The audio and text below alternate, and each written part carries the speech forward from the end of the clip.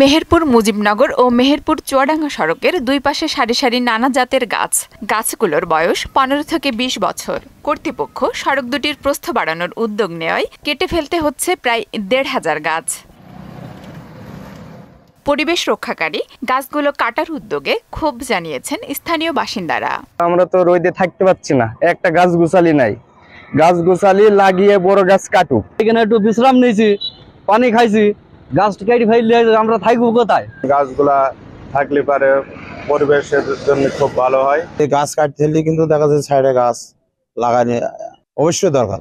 আমাদের বন বিভাগের নিয়ন্ত্রণাধীন যে গাছ কর্তন করা হয়েছে, তো এ যাবৎকালে প্রায় 2 কোটি টাকার মতো গাছ কর্তন হয়েছে।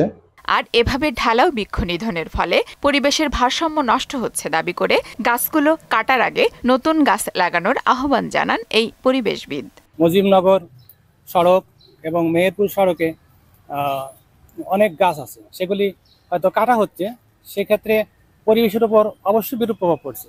সড়ক সংস্কারে গাছ কাটার জন্য জেলা পরিষদকে চিঠি দেওয়া হয়েছে বলে জানিয়েছেন এই প্রকৌশলী। কলেজ মোড় থেকে আমজুকি পর্যন্ত এই রাস্তাটা আমাদের প্রশস্তকরণ করা হবে।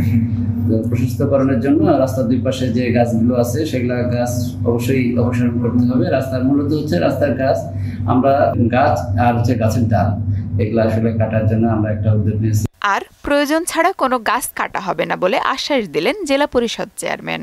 গাছ কাটার ব্যাপারে আমরা বলেছি যে আমরা স্টেপ বাই স্টেপ, এখন যে কয়টি গাছ না কাটলেই না দুর্ঘটনা কবলিত হওয়ার সুযোগ আছে সেই গাছগুলি কাটবো।